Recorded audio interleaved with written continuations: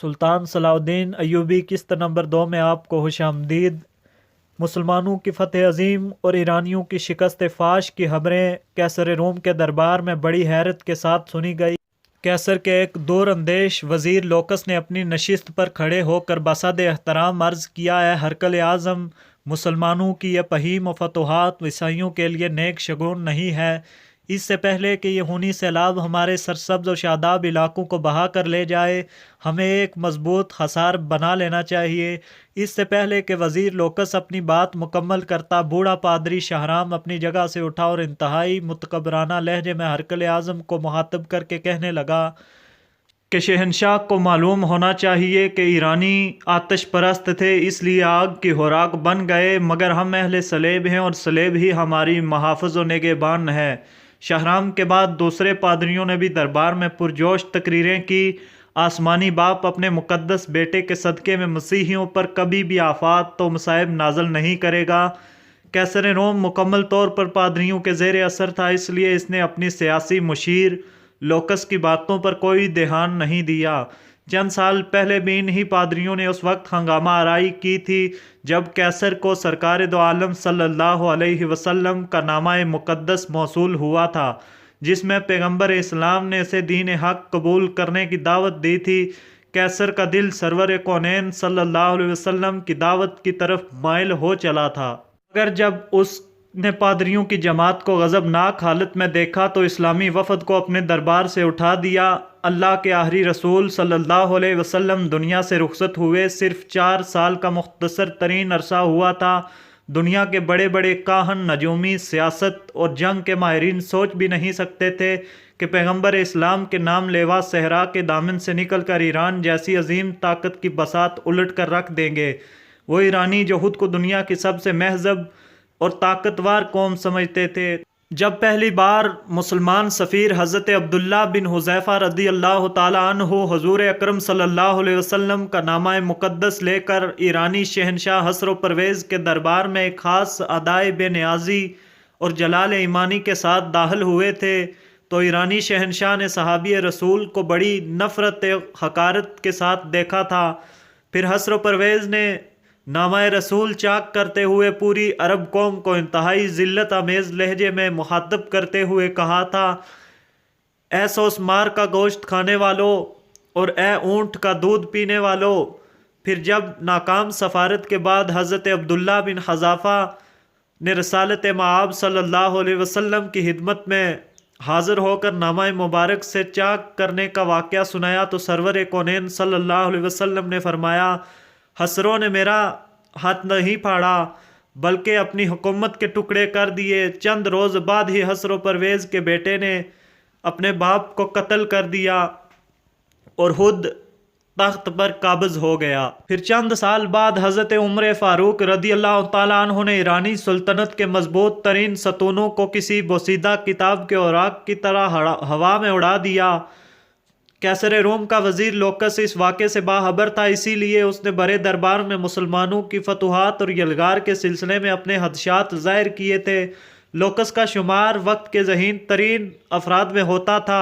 اس کی جاگنے والی آنکھوں نے نوشتہ دیوار پڑھ لیا تھا کہ اب مسلمانوں کو رومیوں کی حریف طاقت بننے سے کوئی نہیں روک سکتا۔ یہی وجہ تھی کہ لوکس بار بار قیصر روم کو صورتحال کی سنگینی کا احساس دلانے کی کوشش کر رہا تھا۔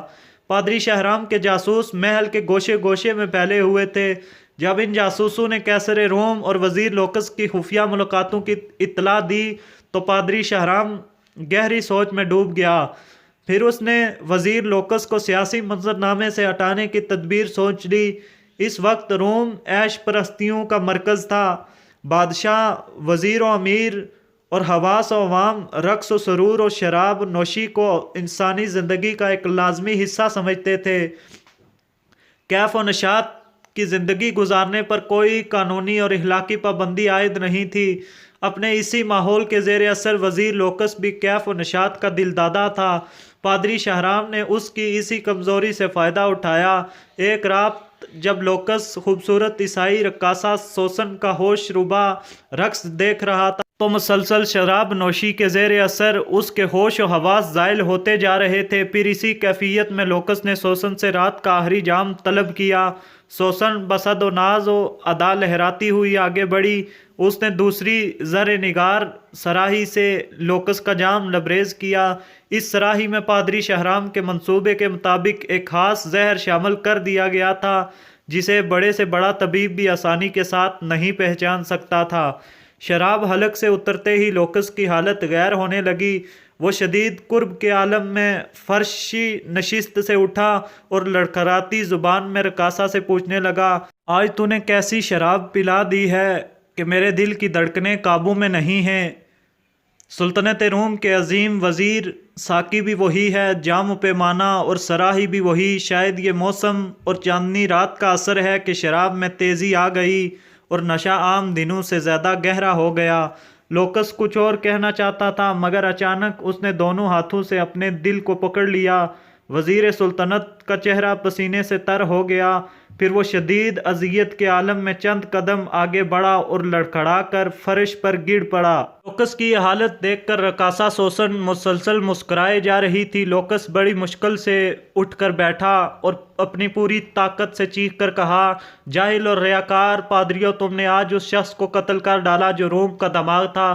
اب تمہیں خدائے وند کے قہر سے کوئی نہیں بچا سکتا۔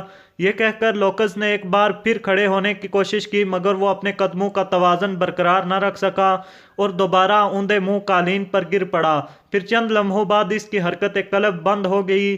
رقاصہ سوسن تیزی سے جھکی۔ اس نے کئی بار لوکس کو آوازیں دی مگر جب وزیر سلطنت کے جسم کو ہلکی سی جنبش بھی نہیں ہوئی تو اس نے کسی طبیب کی طرح لوکس کی کلائی پر اپنا ہاتھ رکھ دیا۔ وزیر سلطنت کی نبض ڈوب چکی تھی۔ لوکس کے عشرت قدے میں رقاصہ سوسن کا تیز قہقہ گونجا مگر جب یہ گونج ختم ہوئی تو اس کے کانوں میں پادری شہرام کے الفاظ کی صدائے بازگشت ابھرنے لگی، اگر تو نے عیسائیت کے ایک بڑے دشمن لوکس کو مار ڈالا تو مقدس باپ اور بیٹا تجھ سے راضی ہو جائیں گے، تیرے سارے گناہ دھو دیے جائیں گے اور تو پارسا عورتوں کی طرح جنت میں داخل ہو جائے گی۔ پھر جب رقاصہ سوسن وزیر سلطنت لوکس کے کمرے سے نکل کر محل کی راہ داری سے گزر رہی تھی، اس کے دل و دماغ پر سرشاری کی عجیب سی کیفیت طاری تھی۔ سوسن کو یوں محسوس ہو رہا تھا جیسے وہ جنت کی کسی وادی میں محو حرام ہو۔ دوسرے دن قیصر روم اپنے مشیر حاس کی لاش پر اداس کھڑا تھا۔ شاہی طبیب تمام تر کوششوں کے باوجود اس زہر کی نشاندہی نہ کر سکے جسے پادری شہرام نے بڑی ذہانت کے ساتھ لوکس کے جسم میں داخل کرایا تھا۔ پھر وہی ہوا جس کی پیش گوئی لوکس نے اپنی موت سے پہلے کی تھی۔ اب اسلامی لشکر عیسائی سلطنت کی طرف پیش قدمی کر رہے تھے۔ کچھ دن بعد ہی امین الامت حضرت ابو عبیدہ بن جراح کی قیادت میں اسلامی فوج نے دمشق، اردن و حمص پر قبضہ کر لیا۔ یہ تمام عیسائی علاقے قیصر روم کے حدود سلطنت میں شامل تھے۔